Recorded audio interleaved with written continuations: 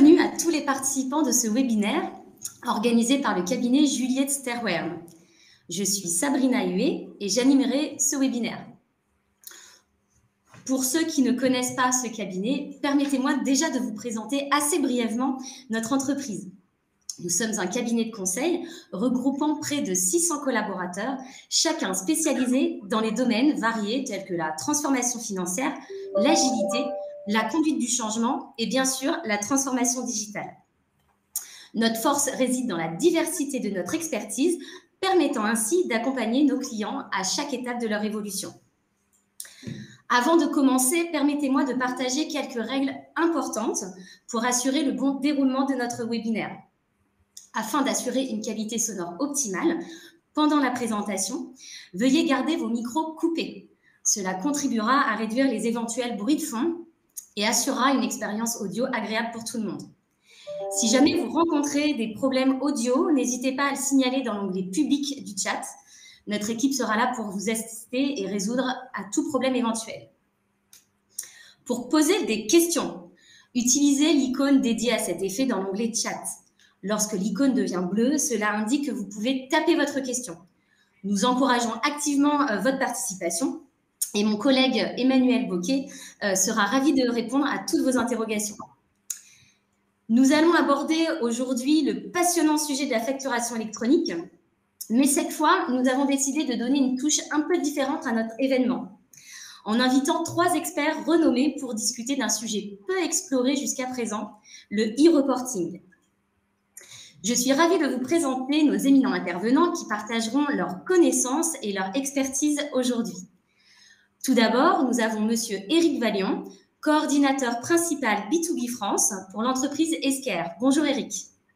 Bonjour Sabrina. Avec une vaste expérience dans le domaine, nous sommes impatients d'entendre vos perspectives uniques sur le e-reporting.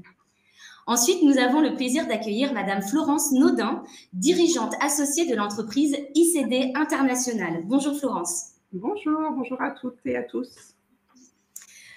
Donc, sa connaissance approfondie du secteur de la facturation électronique sera sûrement un atout précieux à notre discussion d'aujourd'hui.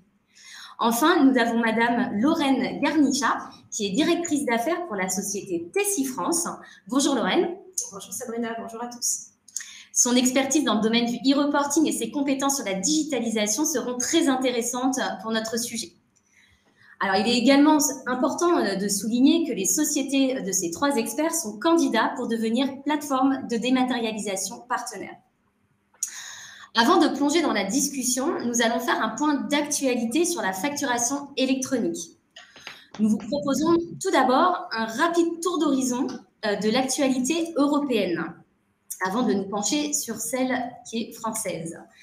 Donc, en Roumanie, on a choisi 3 pays. Vous ne pouvez pas forcément faire le tour de tous les pays en ce moment, mais 3 pays ont marqué un peu l'actualité ces dernières semaines, notamment la Roumanie, où des changements significatifs dans la réglementation ont récemment été introduits.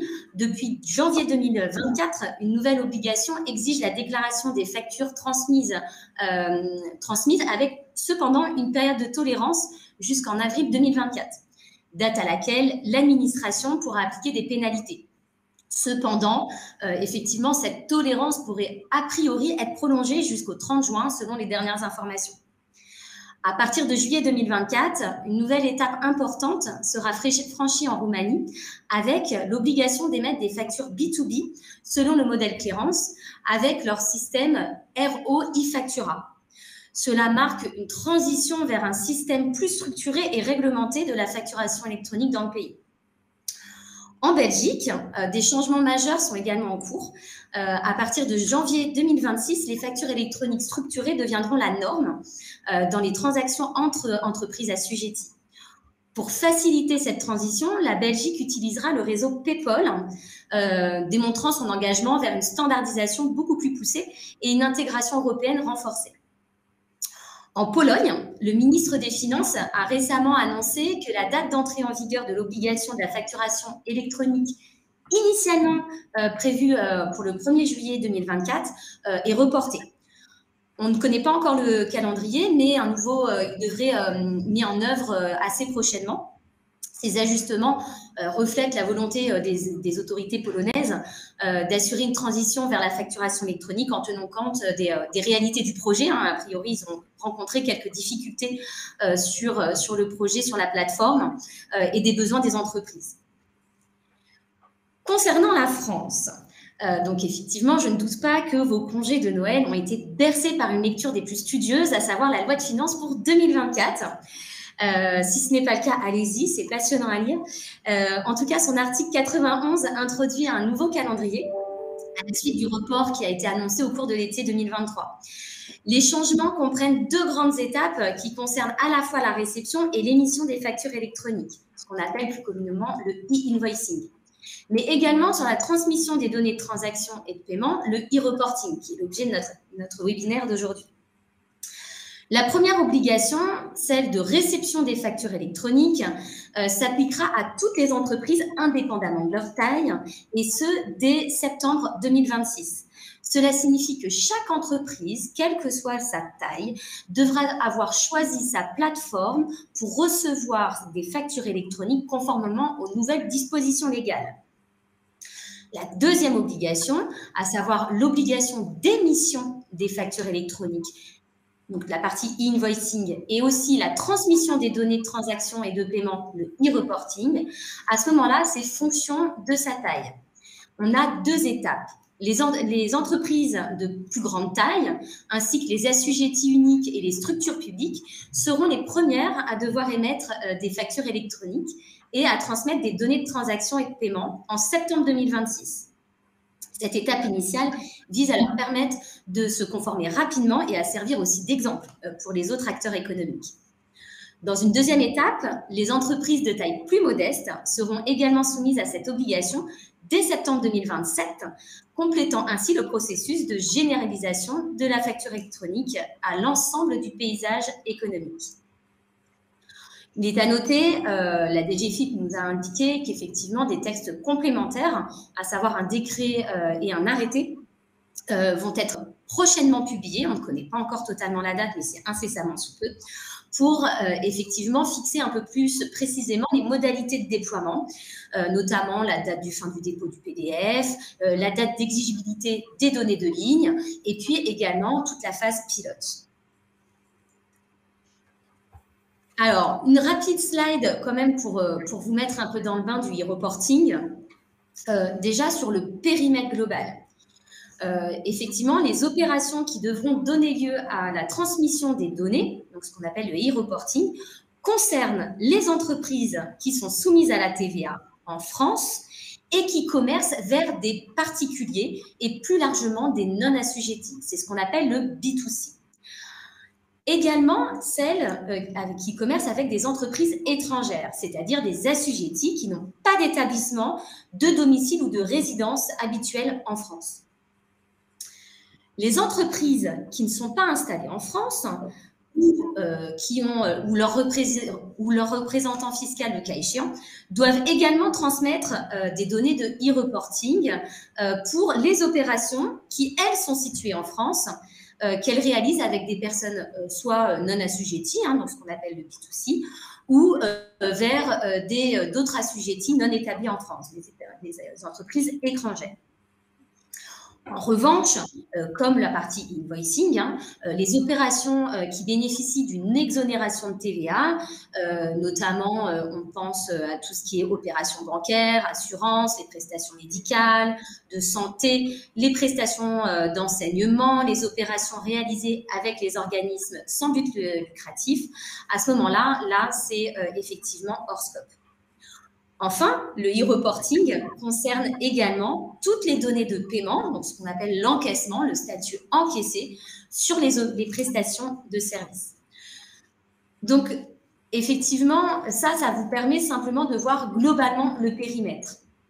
Donc, ça concerne les opérations vers les consommateurs finaux type B2C, les achats et les ventes vers effectivement des sociétés étrangères et puis toutes les opérations qui sont taxables en France. Maintenant, parfait, on va pouvoir commencer à discuter avec nos experts que nous avons réunis aujourd'hui. on va pouvoir rentrer dans le vif du sujet passionnant du e-reporting. Donc c'est une nouvelle obligation déclarative pour les entreprises. Pour nous éclairer sur les tenants et aboutissants de cette exigence, nous avons l'honneur de poser la première question à notre expert Eric.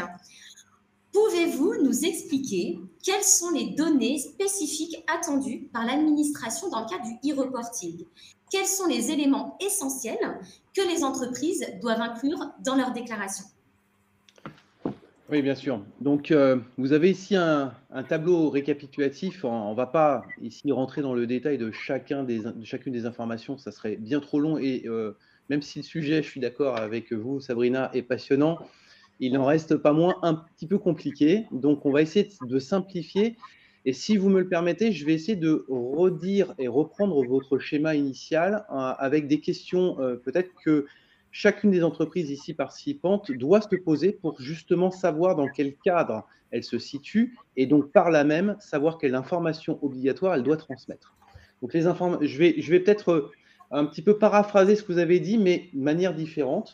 La première question, c'est: est-ce que vous réalisez des ventes B2B avec le régime de TVA sur encaissement? Donc, dans le cas des prestations de services, que vous l'avez dit, si vous êtes dans ce cas-là, effectivement, vous avez un certain nombre d'informations à transmettre. On est bien en train de parler des données de paiement qui sont sur la partie droite de l'écran. Deuxième question, réalisez-vous des ventes avec des particuliers, donc dans le mode B2C? Là encore, un certain nombre d'informations sont à mettre en musique et à transmettre à l'administration. De manière corollaire, il y a toutes les informations quand on réalise des ventes avec effectivement des particuliers. Bien souvent, dans le cas d'une entreprise, on va parler de magasins et de données de caisse, de gestion de caisse, donc les fameux tickets Z, donc les tickets de fermeture de caisse, qui sont effectivement concernés par cette transmission. Et là encore, un certain nombre d'informations obligatoires sont concernées. Enfin, et vous l'avez déjà évoqué, les ventes à l'international, là encore, un certain nombre d'informations, et on les voit sur le côté gauche de l'écran, sont à mettre en musique. Mais attention, même si on parle de vente principalement, on est aussi côté achat concerné par le e-reporting. Et là encore, les notions de vente à l'international prennent le relais et sont à mettre en exergue. Donc, par le jeu de ces 5 questions, et en fonction des réponses oui ou non à chacune de ces questions, on voit ici dans le tableau les champs concernés. Et on reparlera à la fin, parce que je crois que c'est un sujet important. Ce sont les données connues à ce jour en fonction des spécifications. On reviendra dessus ultérieurement, parce que ça peut encore bouger. Voilà les informations que je pouvais, la réponse que je pouvais apporter sur cette notion de données obligatoires. Effectivement, Eric, merci beaucoup. Ces précisions sur les données attendues soulignent quand même une limitation bienvenue par rapport à la masse d'informations qui sont contenues dans une facture standard invoicing, ce qui pourrait peut-être apaiser certaines préoccupations au sein de notre auditoire. Cependant, cette simplification apparente soulève la question de la gestion efficace des données, un point que nous approfondirons dans un instant. Parlons maintenant de la réalité quotidienne des entreprises qui sont confrontées à un flux continu de factures avec des entreprises à l'international et vers les consommateurs finaux, le B2C. Dans ce contexte, une interrogation légitime émerge. Quelles sont les exigences de l'administration en termes de temporalité d'envoi des déclarations dans le cadre du e-reporting? Comment une entreprise peut-elle gérer cet afflux de données au fur et à mesure de leur réception? Florence, pourriez-vous nous éclairer sur ce point crucial? Qu'attend l'administration en termes de gestion temporelle dans ce processus déclaratif? Alors, merci Sabrina. Les entreprises, elles doivent déposer selon leur régime en fait, d'imposition de chaque entreprise.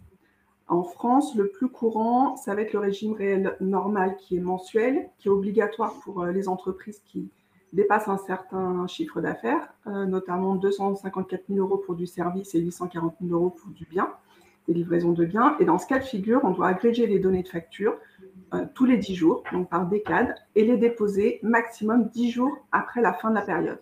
C'est-à-dire que vous devez déposer le 20, le 30 et le 10 du mois suivant pour toutes les données liées aux données de transaction. Pour les données d'encaissement, donc là sur les prestations de services pour de la TVA sur encaissement, On doit déposer une fois par mois, maximum le 10 du mois suivant. Ensuite, pour ceux qui sont au régime normal trimestriel, donc ça va être une TVA qui va être inférieure à 4 000 € par an, on dépose une fois par mois et au plus tard le 10 du mois suivant pour les transactions les données de transaction et celles de paiement. Ensuite, pour des régimes de TVA simplifiés, donc ça va être inférieur au niveau du chiffre d'affaires aux 254 000 € de prestations de services ou 840 000 € de biens, on doit déposer au plus tard entre le 25 et le 30 du mois suivant pour les transactions de paiement et les données de transaction. Et enfin, c'est là pour les petites entreprises, en général les TPE qui sont en franchise en base de TVA. Là, on doit déposer tous les 2 mois avec un délai au plus tard entre le 25 et le 30 du mois suivant pour les données de transaction et de paiement. Et ce qu'il faut savoir, c'est que si on ne respecte pas ce délai, les entreprises peuvent être exposées à des pénalités de retard qui sont de 250 € par transmission non effectuée dans les délais, avec un plafond maximum de 15 000 € par an. Merci infiniment Florence pour ces éclairages sur le régime TVA et le calendrier d'envoi du e-reporting. Effectivement, des pénalités ont été prévues par le législateur, même si elles peuvent paraître mineures pour une grande entreprise, elles doivent être prises en considération afin de ne pas avoir de mauvaises surprises. Passons maintenant à un aspect assez complexe, la gestion de multiples sources d'informations.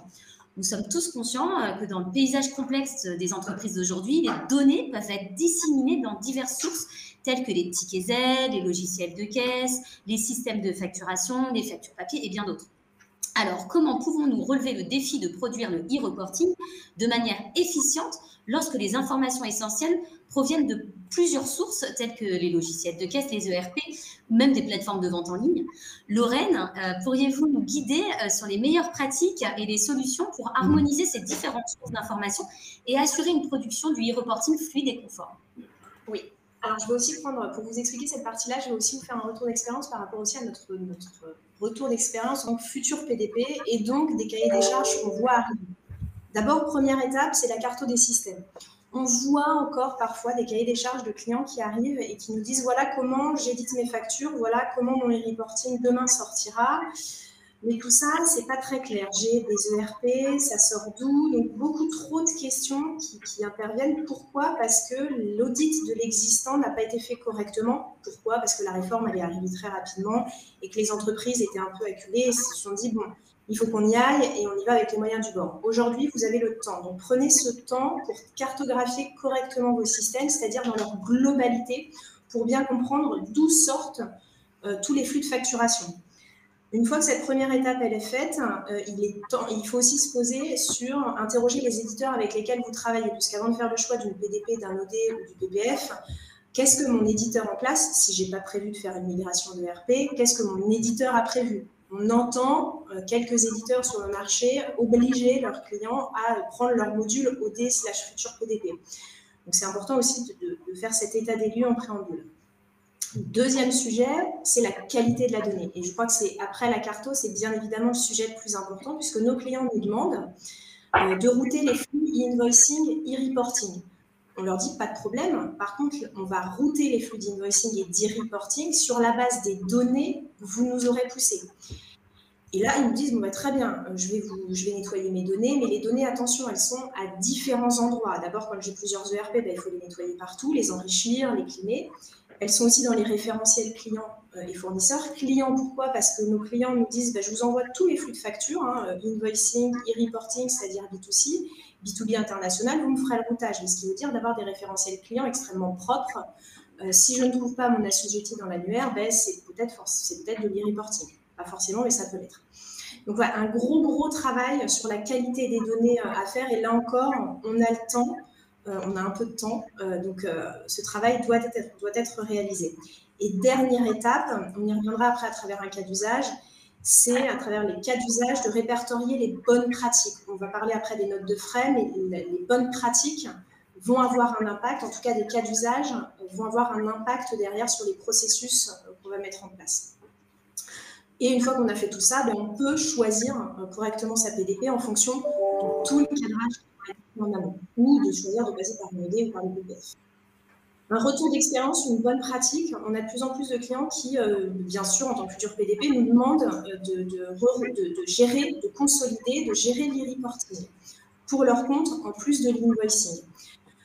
Mais ne souhaitent pas sortir, par exemple, le B2C, ils ont un prestataire qui fait de l'éditing B2C, ils ont un prestataire qui gère le B2B international. Ce qu'on leur recommande, dans le cadre où ils nous demandent la consolidation de l'e-reporting, c'est de conserver leur prestataire en place, pas de problème. Par contre, de nous transmettre des duplicata de factures pour qu'on puisse nous-mêmes extraire les données et éditer l'e-reporting pour consolider des e-reporting qui soient fiables et complets. Voilà sur cette partie. Merci beaucoup Lorraine pour ces insights précieux sur la cartographie des données et des systèmes d'information dans le contexte du e-reporting, mais d'une façon plus globale sur la facturation électronique. En effet, il est clair que le premier pas vers une gestion efficace réside dans la compréhension de ses propres données, de ses systèmes, de les cartographier, et ça devient effectivement assez impératif pour concentrer nos informations de manière stratégique. Maintenant, Eric, pour beaucoup d'entre nous, une fois que ces données sont concentrées, la question se pose. Comment les envoyer correctement vers notre plateforme, qu'il s'agisse d'un ERP, d'un opérateur de démat ou d'une PDP?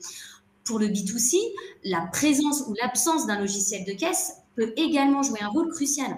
Pouvez-vous nous éclairer sur les bonnes pratiques à adopter dans ces scénarios et comment naviguer dans ces différentes étapes pour assurer la transmission de nos e-reporting? Oui, tout à fait. Donc, je vais reprendre les éléments que Lorraine vient d'expliquer et répondre en même temps à une question qu'Emmanuel vient de traiter. En fait, on est quand même en France dans un système particulier. C'est le fameux schéma en Y qui a été retenu par le gouvernement, qui fait quand même l'originalité de notre système, du système qui souhaite être mis en place. Et effectivement, différentes typologies d'acteurs rentrent en jeu. Donc, nous sommes aujourd'hui 3 représentants je dirais, de PP, de futurs PDP.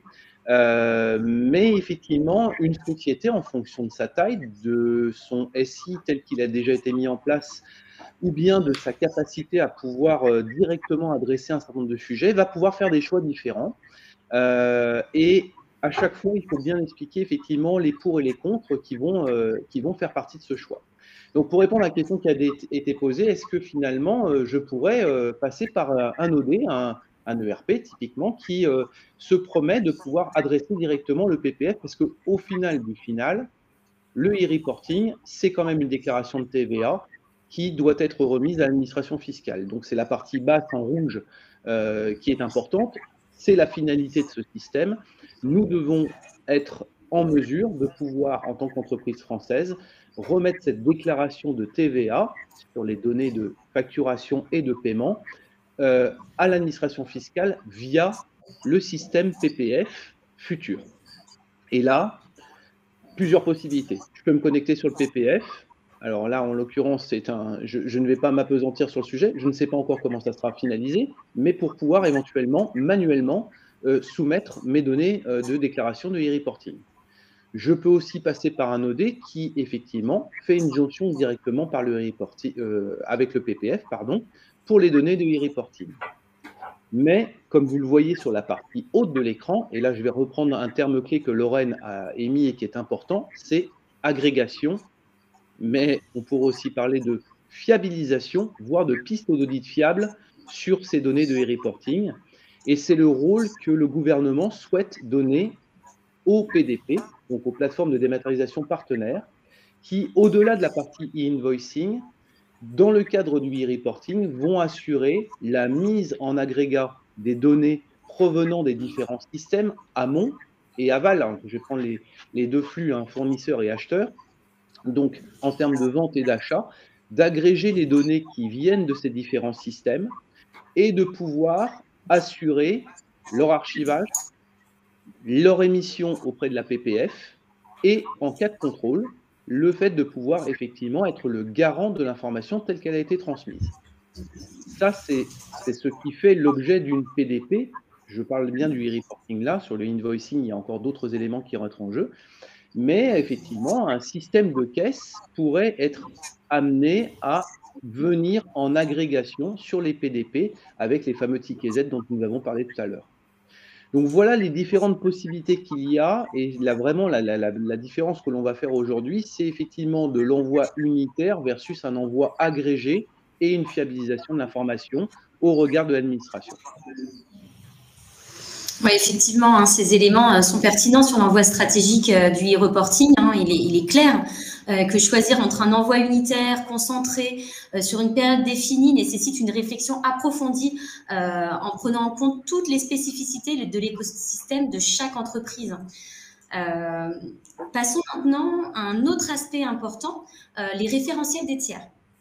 Identifier correctement les tiers qui relèvent du e-reporting et du e-invoicing est essentiel pour être certain de flécher correctement ces transmissions. Florence, pourriez-vous nous guider sur les meilleures pratiques pour cette identification et comment peut-on établir clairement quel flux rentre dans le périmètre du e-reporting et du e-invoicing? Quels critères devraient être considérés dans cette démarche? Alors, je vais rejoindre un peu Lorraine et Eric dans ce qu'ils disaient auparavant. Ce qui est important, ça va être la première étape, c'est vraiment cartographier l'ensemble du processus de traitement des factures, que ce soit les factures fournisseurs ou les factures clients. Et comme on a un petit peu de temps, je pense que pour les entreprises qui n'ont pas aujourd'hui lancé cette étape d'audit, elle est indispensable pour choisir la bonne solution demain. Donc, identifiez tous vos flux qui sont, que ce soit les achats, les ventes en B2B en France ou à l'international, et si vous faites du B2C. Donc, cartographiez l'ensemble de vos flux, recensez l'ensemble de vos systèmes de facturation, que ce soit si vous avez plusieurs types de RP, vos logiciels de caisse si vous faites du B2C.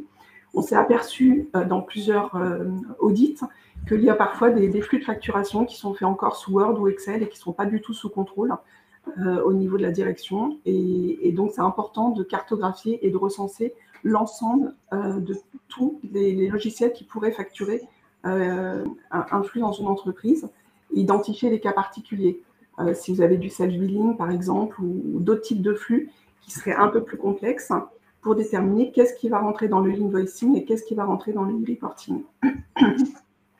Excusez-moi. Cette cartographie va permettre d'analyser tous les impacts et les risques que vous pouvez avoir dans cette réforme pour être en conformité et potentiellement voir s'il y a des optimisations de process à prévoir ou des évolutions du système d'information à prévoir en fonction des ERP et de toute la partie gestion du cycle de vie, notamment pour la gestion des flux sur les données d'encaissement, et s'assurer que votre système est en capacité de pouvoir transmettre cette information, que ce soit au PPF ou à une future PDP. Cette analyse, elle va vous permettre de choisir votre architecture cible, à savoir en fonction des types de flux, quel canal de transmission vous allez choisir. Est-ce que vous allez passer directement par le PPF? Est-ce que vous allez faire le choix d'une PDP en fonction de certains critères, puisqu'on est une cinquantaine de PDP, chacun a sa valeur ajoutée, ou est-ce que vous pouvez faire un flux mixte, c'est-à-dire qu'il y a des flux qui passeront directement sur le PPF et il y a des flux qui passeront par une PDP. Et la base, ça va être de toute façon vos référentiels pour identifier si c'est du reporting ou du invoicing. Donc, il va falloir codifier l'ensemble du pays sur vos fournisseurs et vos clients pour savoir si ça vient d'un flux domestique ou si ça vient international. Identifier tous vos B2C. En général, c'est souvent mis en clients divers pour du B2C. Donc, pouvoir bien identifier dans les ERP qu'est-ce qui est du B2C. Et puis, renseigner toutes les informations administratives, notamment les sirènes, les numéros de TVA. Et Eric a parlé de toutes les données obligatoires pour chaque flux. Et donc, il faut que toutes ces données soient dans vos référentiels et surtout soient maintenues à jour au fil du temps. Donc, par type de TVA, par type de transaction, l'ensemble des données doivent être maîtrisées, en tout cas, dans le système d'information. Merci beaucoup Florence pour vos lumières sur l'identification des tiers. Hein. C'est effectivement un point crucial qui manque dans la plupart des systèmes d'information des entreprises. Hein. Code pays, est-ce que c'est un B2C, est-ce que c'est pas un B2C, on a des données quand même supplémentaires, notamment le numéro de TVA intracommunautaire, etc. Donc effectivement, une mise en qualité des référentiels semble nécessaire. J'aimerais approfondir un peu plus le sujet des assujettis non établis en France. En effet, nous parlons toujours des obligations qui sont inhérentes aux entreprises françaises, mais quid des entreprises qui ne sont pas domiciliées en France? Pouvons-nous expliquer si ces assujettis peuvent être inclus dans le champ d'application du e-reporting, et est-ce qu'il y a des critères spécifiques ou des considérations particulières à prendre en compte dans cette situation, Eric? Alors oui, donc effectivement, ceci est un exemple des petites exceptions ou des cas particuliers qu'il faut quand même prendre en compte. D'ailleurs, je peux en faire la pub, parce qu'en l'occurrence, c'est la DGFiP qui le maintient. Si vous avez envie de vous lancer sur un quiz général de connaissances sur le invoicing et le e-reporting, cette question en fait partie. Et là, on est vraiment dans un cas particulier. Alors, la réponse, elle est oui, effectivement. Certaines opérations qui sont réalisées à destination de non-assujettis par des assujettis non établis en France doivent faire l'objet de ces déclarations de e-reporting. Je vais prendre un petit peu de détails là-dessus. Je vais apporter des détails. C'est le cas, par exemple, des travaux immobiliers qui sont réalisés par un assujetti non établi en France sur un immeuble qui, lui, est situé en France et qui appartient à un non-assujetti. C'est aussi le cas d'opérations entre assujettis lors de la réalisation d'opérations, livraison de biens ou prestations de services qui sont au départ de la France vers un autre assujetti non établi en France et qui ne disposerait pas d'un numéro d'identification de TVA. Alors, vous voyez, c'est pour ça qu'on va vous donner tous les éléments, tous les détails. Tout le diable se cache quand même dans les détails. On a vu dès le début qu'il y avait effectivement peu de mentions obligatoires au regard de ces éléments-là par rapport au invoicing. Donc, on a limité effectivement, le gouvernement a limité le nombre de données, mais néanmoins, le e-reporting n'est pas un cas trivial. Je crois que Florence ou Lorraine vont aussi parler des notes de frais. On va revenir sur quand même des exceptions ou des cas particuliers qui nécessitent une attention particulière. Celui-là en est un, mais il y en a d'autres. Ouais, il est clairement indéniable que le e-reporting présente bien des complexités qui demandent une attention particulière pour une maîtrise complète par les entreprises. Alors, après avoir exploré le périmètre de la réforme, discuté des premières questions, penchons-nous maintenant sur une problématique importante, c'est les cas d'erreur de e-reporting, notamment comment une entreprise va gérer le scénario délicat où une facture émise pour le compte d'un consommateur final, B2C, se transformerait après coup en une facture à destination d'une entreprise française B2B. Florence, est-ce que vous pourriez nous guider à travers les meilleures pratiques pour identifier, rectifier, prévenir de tels cas d'erreur dans le processus de e-reporting? Comment maintenir l'intégrité des données face à ces changements? Alors, l'administration, elle est bien consciente qu'il y a pas mal de choses dans une entreprise qui peuvent amener les entreprises à modifier leurs déclarations. Et donc, il y a différents types de flux qui ont été, en tout cas, définis dans les spécifications.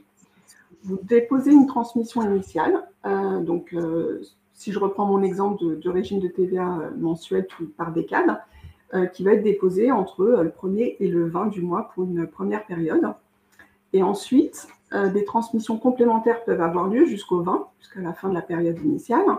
Et ensuite, on peut modifier ou remplacer l'ensemble des données d'une précédente transmission. Donc, il y a différents types de flux qu'on appelle des transmissions correctives ou rectificatives si on doit remplacer en fait l'intégralité d'une période pour annuler et remplacer. Et ces différents flux en fait vont permettre aux entreprises d'adapter de s'adapter aux différents fonctionnements des entreprises, puisque je pense que la phase pilote va permettre aussi de valider ce type de flux, parce que la fiscalité n'est pas simple en France, et donc ça va permettre aussi de valider l'ensemble de ces flux de facturation. Oui, effectivement, l'ensemble de ces cas sont décrits dans les spécifications externes qui sont disponibles sur le site impôt.gouv. N'hésitez d'ailleurs pas à les consulter. C'est plutôt une source d'information importante sur la réforme. Un sujet qui retient aussi souvent l'attention dans le cadre du e-reporting, ça concerne la gestion des notes de frais. Beaucoup de sociétés font des notes de frais et elles sont souvent liées à des transactions diverses, avec des processus divers. Et ça soulève des questions assez spécifiques lorsqu'on les intègre dans un processus de démat. Lorraine, est-ce que vous pourriez nous éclairer sur la manière dont le e-reporting aborde la question des notes de frais? Quelles sont les considérations importantes pour les entreprises qui cherchent à dématérialiser et à intégrer ce volet de leurs dépenses dans le processus global de e-reporting? Ce cas, il est intéressant parce qu'il touche à la fois l'e-invoicing et l'e-reporting. Dans un cas de figure, la note, elle peut être établie au nom de l'entreprise et bien sûr payée par le salarié, mais si la note est établie au nom de l'entreprise, ça veut dire qu'elle doit passer dans le processus d'e-invoicing. En revanche, si la note est établie au nom du salarié, elle passe dans le cadre du e-reporting. Donc, on ne va pas rentrer dans les détails des montants et de la complexité que derrière ça peut sauver dans les systèmes, mais on voit bien que dans un cas, c'est de l'e-invoicing, dans un cas, c'est de l'e-reporting. Donc, ça pose la question des processus dans l'entreprise. Comment, moi, en tant qu'entreprise, je vais demain gérer ce cas des notes de frais? Est-ce que je fais le premier cas, le deuxième cas, ou les deux? Mais il faut aussi que je donne des consignes claires à mes salariés pour que demain, je puisse continuer à traiter mes notes de frais. Donc, ce cas d'usage, il est intéressant puisqu'il pose la question des bonnes pratiques associées à la gestion de l'invoicing, de l'e-reporting pour que les données puissent remonter correctement. Donc, pour élargir un peu plus le cas de la gestion des notes de frais, on peut parler des cas d'usage au global. Il est important pour les entreprises qu'elles listent l'ensemble des cas d'usage pour que derrière, les processus puissent être adaptés dans l'entreprise, puisque certains vont toucher, il y en a d'autres qui touchent les reporting, la gestion du cycle de vie, donc on puisse avoir une vision globale des processus de l'entreprise. Ouais, on peut voir que la question en fait des processus des gestions des notes de frais peut avoir de réels impacts dans les entreprises. Il est important de bien les comprendre, d'en déduire les impacts sur la facturation électronique. Si on continue un peu sur les cas atypiques, mais il y en a pas mal sur le e-reporting, est-ce qu'une entreprise doit émettre un e-reporting de paiement même si la transaction associée présente un montant de TVA à 0 par exemple? Florence, je vais vous soumettre un petit quiz des cas particuliers. Vous me direz si ça relève du e-reporting ou du e-invoicing. Vous êtes prête? C'est parti. Allez, je suis une entreprise qui est établie en France. Je facture un client qui n'est pas établi en France, mais qui est immatriculé, et je livre des biens en France. Dois-je émettre une facture électronique ou des données de transaction? Alors, donc là, je facture un client qui est étranger, qui a un numéro de TVA en France, mais du coup, qui n'a pas d'établissement en France. Donc, il n'a pas de numéro de SIRET. Donc, dans ces cas-là, ça rentre dans le champ du e-reporting. Si l'établissement avait un numéro de SIRET basé en France, ça serait du e-invoicing. Parfait. Deuxième question. Si je suis une entreprise établie dans les DOM, les départements d'outre-mer, suis-je concernée par la facturation électronique? Alors, prête? Si je suis dans les DOM-TOM, donc Martinique, Guadeloupe, Réunion, on est concerné par les deux dispositifs, e-invoicing et e-reporting. Si c'est de la prestation de service, ça rentre dans le champ du e-invoicing. Si c'est de la livraison de biens, ça rentre dans du e-reporting parce que c'est considéré comme des exportations. Par contre, si vous effectuez des livraisons entre la Guadeloupe et la Martinique, donc entre ces deux territoires, ça rentre dans le champ du e-invoicing parce que ce n'est pas considéré un territoire l'un envers l'autre comme un territoire pour l'exportation. Donc, c'est un flux simple, mais il faut juste avoir en mémoire les flux. Par contre, si on est établi en Guyane ou à Mayotte, là, on n'est pas concerné par la facturation pour le invoicing. Par contre, il y a des exceptions quand même et qui peuvent soumettre les entreprises à faire du e-reporting. D'où l'intérêt de faire une bonne cartographie de l'ensemble des flux pour savoir en amont ce qui est considéré comme du e-invoicing ou du e-reporting, parce que autant le flux invoicing il peut être assez clair, facile à implémenter, et dans les spécifications, tous les cas d'usage ont quand même été bien recensés. Autant sur le e-reporting, je pense qu'on va avoir quelques surprises, en tout cas sur la mise en application de ce flux. Oui, clairement. Mais on l'a redit à plusieurs reprises au cours des questions et des réponses. On rabâche un peu, mais il paraît que la pédagogie, c'est la répétition. Effectivement, cartographier l'ensemble des cas de gestion, cartographier vos flux, où sont vos données, ça me paraît, les mettre en qualité, ça me paraît être des éléments extrêmement importants pour pouvoir effectivement mener ce projet sans accroc. Il nous reste une question capitale. Elle résonne d'ailleurs souvent dans l'univers du e-reporting. Elle concerne son lien avec la déclaration de TVA. Parce que, OK, on a dit au début que c'était une nouvelle obligation, mais est-ce que le e-reporting remplace entièrement la déclaration de TVA telle que vous la connaissez aujourd'hui? Eric, est-ce que vous pourriez nous éclairer sur les obligations auxquelles nos entreprises doivent faire face? Le e-reporting est-il conçu pour remplacer la déclaration de TVA classique ou est-ce qu'il s'agit d'une étape complémentaire dans le processus fiscal? Alors, à date, non, ce n'est pas un remplacement, mais effectivement, parce que la déclaration de TVA devra continuer d'être déposée, on le voit avec les mêmes périodicités qui ont été expliquées tout à l'heure, en fonction de votre régime d'imposition. En revanche, à l'instar du prélèvement à la source et donc de notre déclaration d'IRPP que nous faisons tous, eh bien, l'objectif de ce e-reporting, c'est quand même d'amener à un moment donné, mais dans un planning qui n'est pas encore défini, à un pré-remplissage des déclarations de TVA. Donc, effectivement, une facilité de contrôle ou de dépôt de ces déclarations. Mais ce n'est pas un remplacement. Donc, on attend le calendrier de la DGFiP. C'est un objectif, mais on n'a pas encore de date. Exactement. Maintenant, on pourrait aborder un peu d'une façon plus globale les différents sujets qui gravitent en ce moment sur l'actualité de la réforme française. On a 3 sujets. On a la démarche d'immatriculation auprès des plateformes où effectivement beaucoup d'entreprises attendent d'avoir une liste estampillée de l'État avec l'ensemble des PDP parce qu'effectivement, il faut faire le bon choix. Il faut faire le bon choix pour avec quel partenaire l'entreprise va partir. Est-ce que ça répond bien à ses besoins? Et surtout, est-ce qu'elle va être in fine immatriculée par la DGFiP? Donc, est-ce que effectivement, on pourrait peut-être faire un petit point sur l'immatriculation avec Florence. Un deuxième sujet, c'est toute la phase de préfiguration où effectivement, il y a une phase pilote qui avait été annoncée dans l'ancien calendrier par la DGFiP. Donc, où est-ce qu'on en est? Et puis, donc ça, c'est effectivement Lorraine qui nous répondra. Et puis enfin, un troisième sujet sur les spécifications externes. On en a parlé un petit peu après tout à l'heure.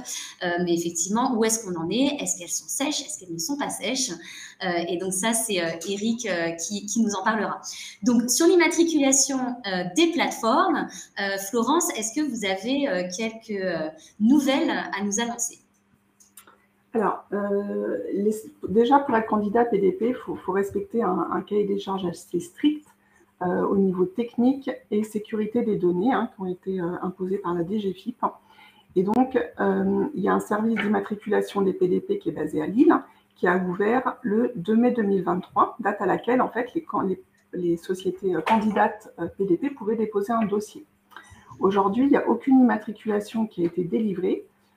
Par contre, le 18 janvier dernier, la DGFiP a publié sur le site ImpoGouv la liste des sociétés qui sont candidates au statut de PDP, dont nous faisons partie aujourd'hui. Et cette liste est encore ouverte, puisqu'il n'y a pas de date limite aujourd'hui pour déposer un dossier. Et la DGFiP instruit au fur et à mesure en fait, les dossiers de candidature, mais aujourd'hui, personne n'est encore validé et immatriculé. La prochaine étape, tu en as parlé tout à l'heure, c'est le prochain décret qui devrait, je pense, peut-être sortir au mois d'avril, qui va aussi indiquer les différentes modalités d'immatriculation des PDP. Il était prévu initialement pour être immatriculé de faire un test de connexion avec le PPF. Le PPF n'étant pas disponible, il faut pouvoir modifier en tout cas ce décret pour valider l'immatriculation des futurs PDP. Et il était prévu aussi un audit par un cabinet externe au niveau de la plateforme de démat, donc voir quelles seront les modalités en fait qui seront posées lors du prochain décret. Mais aujourd'hui, une cinquantaine à peu près à avoir déposé des dossiers. Merci beaucoup, Florence. Effectivement, tous les experts réunis autour de la table sont visibles hein, sur la liste, la première liste qui a été diffusée sur le site de la DGFiP. C'est important de le souligner, même si effectivement il y en aura d'autres. Hein, certaines PDP sont en cours de formalisation, donc ils déposeront leur dossier dans les mois à venir. Concernant la phase pilote, Lorraine, est-ce qu'on a des nouvelles par rapport à cette phase pilote? Aucune, et on n'en aura pas tout de suite. Donc, sans trahir de secret, puisque M. Stage nous a demandé de ne pas en parler, il y a la communauté des relais vendredi. Je vous invite à recontacter Sabrina à l'issue de cette communauté des relais, puisqu'il y aura beaucoup d'informations qui vont être transmises sur la suite du projet. On a eu l'occasion d'échanger avec M. Stage et de lui poser la question sur cette phase pilote. Est-ce qu'à l'occasion de la communauté des relais, il y aura des informations sur cette phase pilote? Pour l'instant, aucune information. Donc, aujourd'hui, nous, en tant que futur PDP, avec Florence et Eric, on connaît les modalités, on a postulé, on a déposé notre dossier. Un nouveau dossier devra être rédigé avec... on va reprendre contact, la DGFiP va reprendre contact avec nous pour refaire un dossier. Voilà, c'est encore extrêmement flou cette phase-là, à la fois sur les dates, sur les modalités. Je n'ai pas beaucoup plus d'informations et on n'en aura pas sur ce sujet vendredi lors de la communauté des relais.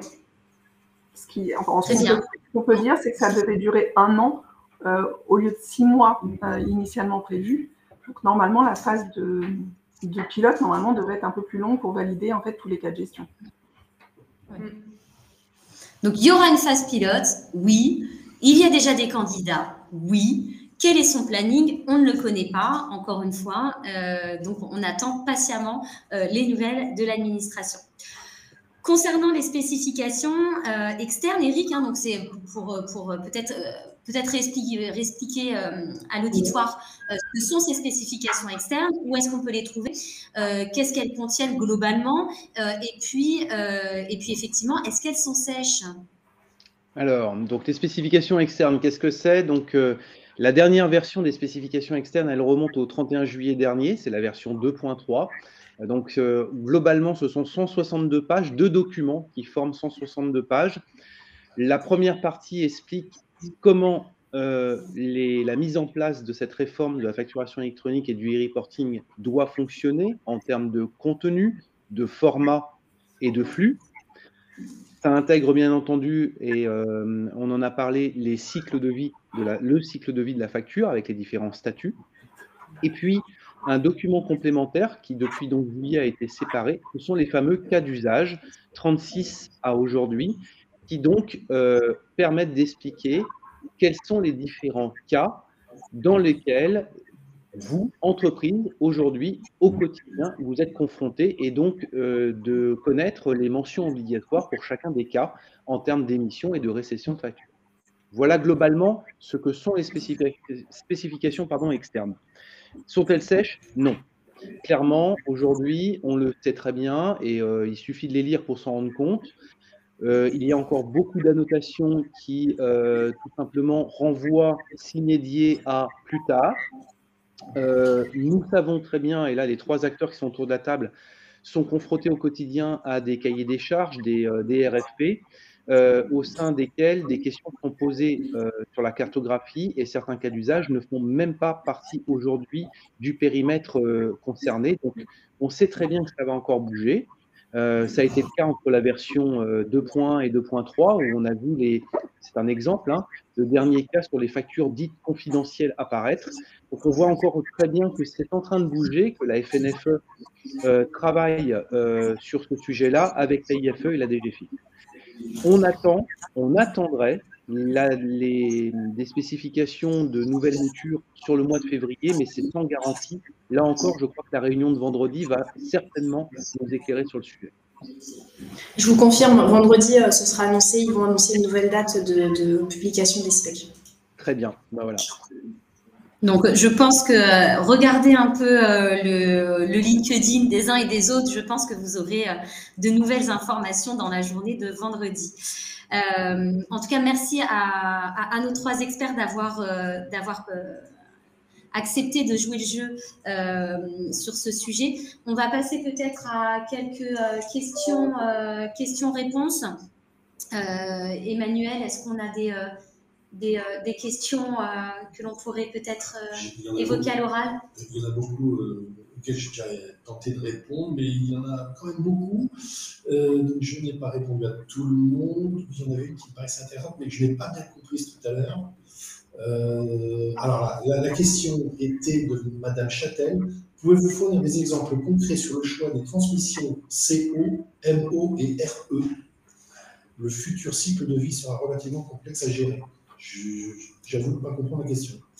Donc, effectivement, ce dont fait référence la dame, c'est que Madame Châtel, c'est qu'effectivement, c'est les différents flux du e-reporting, de modification, d'ajout ou de complément, etc., de rectification. Et effectivement, le cycle de vie est intimement lié par rapport à ce e-reporting. Et c'est là toute la difficulté de ce e-reporting, c'est qu'effectivement, en fonction des factures que vous allez recevoir sur la partie B2C ou B2B international, vous allez devoir rectifier au fur et à mesure pendant la période donnée dont a fait référence Florence vos déclarations de e-reporting. Alors après, à voir effectivement à quel moment vous faites votre e-reporting pour éviter effectivement d'avoir trop de modifications en fonction du cycle de vie. Autre question intéressante, coût des prestations de services avec Monaco. Alors, est-ce que quelqu'un, Eric, logiquement, si je n'étais pas à côté de la plaque, lorsqu'on a abordé les assujettis non établis en France, Monaco, a priori, fait partie de ce cas-là. C'est en tout cas, moi, la lecture que j'ai eue de cette partie-là des spécifications. Et c'est là où, effectivement, encore une fois, on voit que le diable se cache dans les détails et que je pense que des avocats fiscalistes, ce que je ne suis pas, pourraient largement arguer du fait que est-ce qu'un assujetti monégasque, un monégasque, fait partie des non-assujettis français dans le cas des travaux immobiliers? Je pense que oui. Maintenant, voilà, pour moi, on était dans ce cas-là. Alors effectivement, je pense que c'est important de le souligner pour notre auditoire, c'est que autour de la table, personne n'est fiscaliste. C'est un métier à part entière, même si on a quelques notions nécessairement sur le sujet. Il est important lorsque vous faites, nous en tout cas on le préconise pour l'avoir vu chez différents clients, on vous préconise de faire un audit avec des fiscalistes de tous les types de facturation que vous pouvez avoir afin d'avoir un peu un coup de tampon d'un fiscaliste pour être certain effectivement déjà d'avoir recensé l'exhaustivité de vos flux. Ça c'est plutôt une préconisation, une bonne pratique pour être certain derrière des processus que vous allez mettre en place pour répondre aux nouvelles obligations. Une dernière question peut-être? Une dernière question, oui. Le numéro de TVA est-il réellement obligatoire même si l'entreprise n'effectue aucune transaction en UE, en 30 centimes? Le numéro de TVA intracommunautaire, c'est ça? Oui. Est-ce que l'un de nos experts veut répondre ou pas? Il n'est pas non obligatoire en dessous de 150 € sur les transactions en dessous de 150 €? Alors, sur les numéros de TVA intracommunautaires, il y a un vrai sujet. Je pense qu'il y a deux interprétations. Il y a la première interprétation qui est qu'effectivement, il est obligatoire qu'à partir du moment où il est obligatoire de toute façon quand on envoie une facture à destination d'une entreprise étrangère. De fait, étrangère dans l'Union européenne. De fait. Après, le sujet, les textes, moi je trouve, ne sont pas forcément hyper clairs sur est-ce qu'il est obligatoire quelle que soit la facture et quel que soit le tiers. Et d'ailleurs, pas plus tard que la semaine dernière, j'ai posé la question à la IFE et à la DGFiP pour effectivement être certain de l'interprétation des textes. Donc, le sujet est en cours de réflexion de leur côté et dès qu'on aura une réponse parfaitement claire et estampillée de la DGFiP, on pourra vous la communiquer. Une petite dernière parole. Allez, une dernière. Allez, un audit pourra-t-il communiquer en API à la DGFiP via le PPF les éléments de e-reporting de factures émises à des clients étrangers? Alors, effectivement, si vous êtes raccordé au PPF par API, globalement, le PPF, il a trois modes. Il a le mode portail, donc là, vous vous connectez. Il y a le mode EDI, où là, ça va être par flux. Et puis, vous avez le mode API. Et donc, on l'appelle aussi plus communément le mode service. Donc, effectivement, il sera possible par API, via votre opérateur de démat qui est raccordé au PPF, d'envoyer votre e-reporting. Donc, oui, il n'est pas nécessaire de passer par une PDP. Vous pouvez également passer par le PPF, mais ça, concrètement, quel que ce soit sur la partie e-reporting ou e-invoicing, tout est possible. Donc, oui. En tout cas, on a d'autres questions. Est-ce que tu veux quand même en faire une dernière qui te paraît importante, Emmanuel? Alors, merci déjà, ça c'est sympa.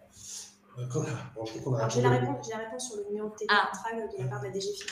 Quelles sont les règles à considérer quelles sont les règles à considérer qui rendent la présence du numéro de TVA obligatoire ou non dans les flux R? La réponse, donc les opérations liées à des prestations de services en B2B domestique ne sont pas soumises à l'obligation de transmission du numéro de TVA intraco de l'acheteur. Pour les flux d'invoicing, pas d'obligation associée au numéro de TVA intraco. Pour les flux d'e-reporting, il y a une obligation de transmission du numéro de TVA intraco pour les flux B2B internationaux et seulement lorsque le montant hors taxe de la facture est supérieur à 150 € hors taxe. Très bien. Écoutez, à la limite, ça peut être intéressant de fournir l'ensemble de la réponse via le chat. Ouais. Comme ça, vous pourrez l'avoir. Alors, à noter quand même sur le numéro de TVA intracommunautaire, il est obligatoire à partir du moment où, pour celui qui émet la facture, à partir du moment où vous êtes assujetti à la TVA. Ça, c'est obligatoire. Un immense merci à tous les intervenants, à notre audience qui a été très engagée pour avoir exploré en profondeur le monde complexe du e-reporting au cours de ce webinaire. Nous avons couvert des sujets allant du périmètre, de l'identification du régime de la TVA, à la gestion des notes de frais et autres cas atypiques, en passant par des défis de la qualité des bases fournisseurs. Il est clair que le e-reporting représente une évolution significative dans la manière dont les entreprises vont gérer les obligations fiscales et leur processus financier. La diversité des questions qui ont été posées aujourd'hui, et on vous en remercie, souligne l'importance de comprendre les nuances et les spécificités liées à la réforme de la facturation électronique. Comme nous l'avons vu, chaque entreprise est unique, avec ses propres systèmes, ses propres défis et ses propres opportunités.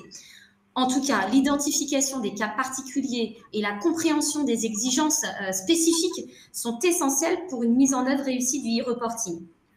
En conclusion, la transition vers le e-reporting demande une approche stratégique, la collaboration avec les experts du domaine et une compréhension approfondie des obligations fiscales à chaque entreprise est nécessaire. Donc, n'hésitez pas à vous faire accompagner, effectivement, pour être certain d'avoir correctement cartographié vos flux, correctement cartographié vos systèmes d'information et mis en qualité vos données. Nous espérons que les informations qui ont été partagées aujourd'hui vous aideront à naviguer avec confiance dans cette nouvelle obligation du e-reporting. Et puis, n'oubliez pas que le cabinet Juliet Sterwern est là pour vous accompagner dans cette transition et répondre à toutes les questions spécifiques. Merci encore pour votre participation active. Nous vous souhaitons beaucoup de succès dans la mise en œuvre de la réforme au sein de vos organisations et à bientôt. Merci. Merci beaucoup.